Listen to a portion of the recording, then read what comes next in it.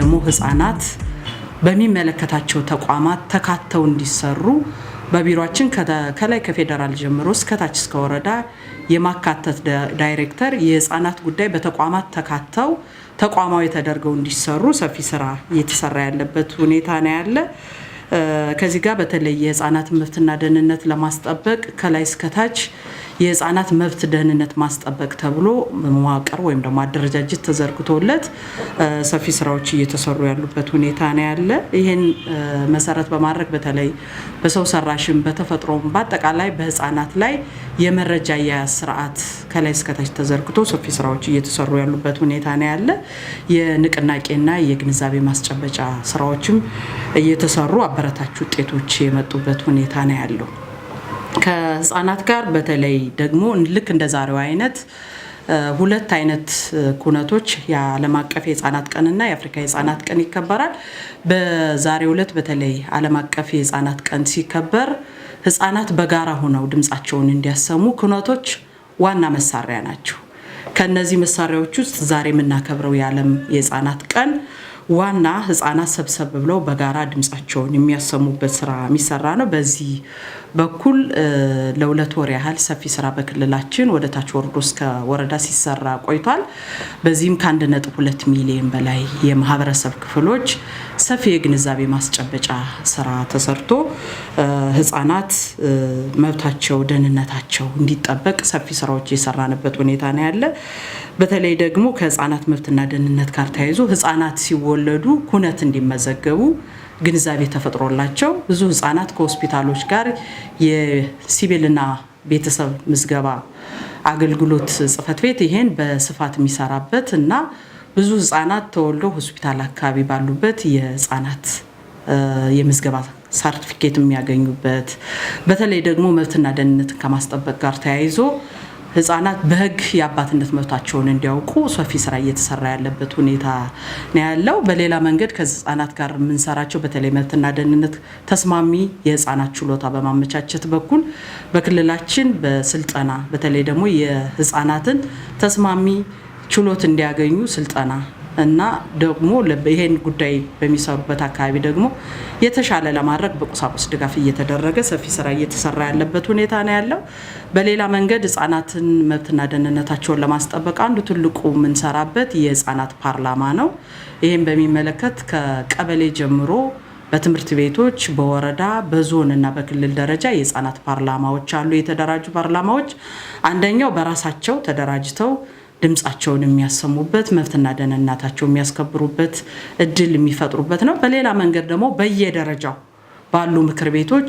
ህፃናት በምክር ቤት ጉባኤ እየተገኙ መብትና ደህንነታቸው እንዲጠበቅ ድምጻቸውን የሚያሰሙበት ስራ እየተሰራ ያለበት ነው ያለው። በሌላ መንገድ በተለይ ከህፃናት ጋር ተያይዞ ጎጂ ልማዳዊ ድርጊትን በመከላከል በኩል ከሃይማኖት አባቶች ተጽዕኖ ፈጣሪ ከሚዲያ ጋር በመገናኘት ጎጂ ልማዳዊ ድርጊቶች ላይ ያለውን በሚመለከት ሰፊ ስራ እየተሰራ ያለበት ሁኔታ ነው ያለው። ከዚህ ጋር ተያይዞ በተለይ ይሄ ቀን ዓለም አቀፍ የህፃናት ቀን እንግዲህ በየአመቱ በፈረንጆች ኖቨምበር 20 በእኛ ደግሞ ህዳር 11 ይከበራል። ይሄ መከበር የጀመረው እንግዲህ የተባበሩት መንግስታት በ1989 ከወሰኑ ወደዚህ ነው ይሄ ፕሮግራም እየተከበረ ያለው። ይሄ ፕሮግራም በዋናነት እንዲከበር ያስፈለገው ትልቁ ነገር አንደኛ መንግስታት ተገቢውን አጽንኦት በመስጠት በሚያወጧቸው ልዩ ልዩ ህጎችና ፖሊሲዎች ላይ ህፃናትን በተመለከተ ጉዳይ እንደ ሀገራቸው ተጨባጭ ሁኔታ በማጣጣም እንዲያካትቱና ለተፈጻሚነቱ ደግሞ አበረታች እርምጃ እንዲወስዱ ለማስቻል በተለይም ደግሞ ተመሳሳይ እነዚህን የተቀበሉ አባል ሀገራት መካከል ደግሞ የጋራ አመለካከት እንዲኖር በዋናነት የሚከበርበት ነው። በተለይ የዚህ ዓመት የህፃናት ቀን በዚህ መንገድ እንዲከበር ትልቁ አበይት ምክንያት አንደኛ ባለድርሻ አካላት ህፃናት ላይ መብትን በማስከበር ረገድ የበኩላቸውን አስተዋጽኦ እንዲወጡ በዚህ ደግሞ የህፃናት ተጠቃሚነት እንዲረጋገጥ ሰፊ እድል ስለሚፈጥር ነው። በተለይ ደግሞ ከመሪ ቃሉ ስንነሳ የህፃናት ጥበቃና መጫወቻ ለሁሉም ህፃናት የሚለው ደግሞ በየአካባቢው ላሉ ህፃናት የመጫወቻ እና የመዝናኛ ቦታዎች እንዲመቻቹ አስፈላጊ ሆኖ ስለተገኘ ነው። በሌላ መንገድ በተለይ ህፃናት ላይ ይህን ስራ እንድንሰራ አስገዳጅ የሆነው ተጋላጭ የሆኑ የማህበረሰብ ክፍሎች ተጋላጭ የሆኑ ህፃናትን በዛው በየአካባቢያቸው ባለው ባደራ ቤተሰብ በተቋጥሮ ቤተሰብና ወደ ቤተሰባቸው የሚቀላቀሉበት እድል ለማመቻቸት ሰፊ ስራ ምን ሰራበት ስለሆነ በዚህ መንገድ እየሰራን ያለ ከዚህ ጋር ተያይዞ ሰፊ ስራዎችን የሰራንበት ሁኔታ ነው ያለ በተለይ በዚህ አመት ይሄን ፕሮግራም መሰረት በማድረግ ሰፋ ያሉ ስራዎችን ሰርተናል ከነዚህ ውስጥ እንግዲህ ይሄን ቀን ታሳቢ በማድረግ ከ871 ሺህ በላይ ህፃናት በየአካባቢያቸው ባሉ የህፃናት መጫወቻዎችና መዝናኛዎች የተለያዩ ስፖርታዊ ውድድሮችን የእግር ኳስ ሩጫ የቁጥር የተለያዩ ጉዳዮችን የተጫወቱ ይሄን ቀን እያሰቡ እየተዝናኑ ያሉበት ሁኔታ ነው ያለ በሌላ መንገድ በተለይ ከዚህ ፕሮግራም ጋር ተያይዞ በክልላችን በገጠመው ችግር ምክንያት ብዙ ህፃናት ከትምህርት ገበታቸው ውጪ ስለሆኑ ለነዚህ እናቶችን ግንዛቤ በመፍጠር ቤተሰቦቻቸው ላይ ግንዛቤ በመፍጠር ተማሪዎችን ደግሞ የስነ ልቦና ድጋፍ በማድረግ ወደ 208 ሺህ የሚሆኑ ተማሪዎች ወደ ትምህርት ገበታቸው እንዲመለሱ በዚህ 2 ወር በስፋት በንቅናቄ የተሰራበት ሁኔታ ነው ያለ ከዚህ ከህፃናት ጋር ሌላው ሰፊ ስራ የተሰራው በተለይ ህፃናት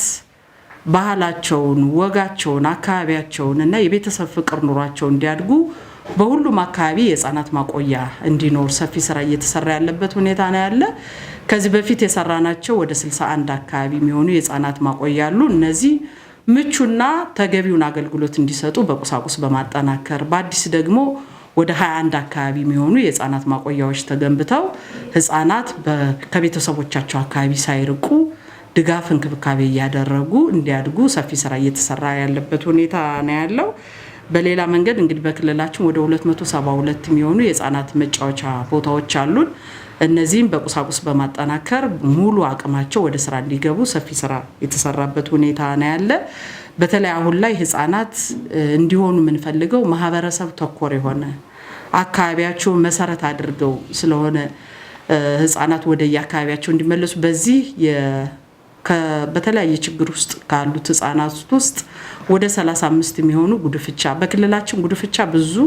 የተለመደ አይደለም አሁን ግን ሰፊ ስራ እየሰራንበት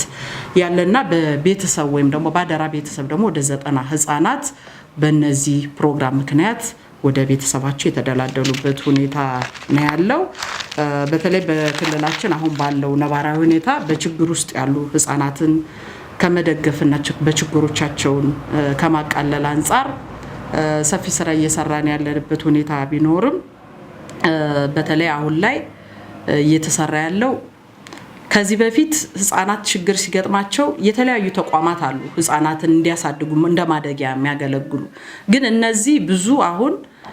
ውጤታማ አይደሉም አንደኛ ባህላቸውን አያውቁም ወጋቸውን አያውቁም የቤተሰብ ፍቅር አይኖራቸው በህፃናት ማደጊያ ውስጥ የሚኖሩና ይሄ አሰራር እንደ ክልል ትክክል አይደለም በሚል ቁጭ ብለን አይተን የህፃናት ድጋፍና እንክብካቤ በየቀበሌው ተዘጋጅቷል በዚህ መሰረት ህፃናት በችግር ውስጥ ያሉ ህፃናትም በችግር ውስጥ ያሉ ህፃናትን ያዙ ቤተሰቦቻቸውንም በዚህ ድጋፍና እንክብካቤ ቋሚ ድጋፍ እያደረጉ አንደኛ ከቤተሰቦቻቸው ጋር እንዲቀጥሉ ሁለተኛ ደግሞ ከዚህ አልፎ ከመጣ ደግሞ በጉድፍቻ እዛው አካባቢ ላለ ሰው እንዲተላለፉ ካልሆነ ደግሞ በተቋጥሮ ቤተሰብ ወይም ደግሞ ባደራ ቤተሰብ እንዲሄዱ ሰፊ ስራ እየተሰራበት ያለ ሁኔታ ነው ያለ በዚህ በጣም አበረታቸውን በተለይ አሁን በክልላችን በገጠመን በሰው ሰራሽና የተፈጥሮ ችግር ምክንያት ብዙ ህፃናት ወደ ውጭ የሚወጡበትና ለችግር የሚጋለጡበት ሁኔታ ስላለ ይሄን አደረጃጀት ከታች ከቀበሌ ጀምሮ ጠንካራ በማድረግ አበረታች ውጤቶች የመጡበትና ህፃናት በዛው ባሉበት እንዲቀጥሉና ችግራቸው ደግሞ እንዲፈታ ሰፊ ስራ እየሰራን ያለንበት ሁኔታ ነው ያለ ግን ከዚህ አልፎ ደግሞ ከቤተሰብ አልፎ እንዲህ አይነት ችግሮች ሲመጡ ደግሞ ክልሉ የህፃናት ድጋፍና እንክብካቤ መስጫ አንድ ማዕከል አለው እዚህ በክልል ደረጃ በተለይ ከአንድ ቀን ጀምሮ ወድቀው የሚገኙ ህፃናት ተጠለው የሚገኙ ህፃናት ካሉ ደግሞ ወደዚህ ማዕከል አምጥተን አስፈላጊውን ድጋፍ ከተደረገላቸው በኋላ ፕሮፋይላቸው ወይም ደግሞ ኬዝ ማኔጅመንታቸው ተሞልቶ ቤተሰባቸው ወዳለበት ሁኔታ ትራንስፈር የሚደረጉበት አመል ሙሉ ለሙሉ የዘጋ ነው አይደለም ነገር ግን ከጊዜ ወደ ጊዜ ግን እንዲህ አይነት ተቋማት እየቀነሱ እንዲሄዱና በዛው በየአካባቢው ችግሩ እንዲፈታ ግን ሰፊ ስራ እየተሰራ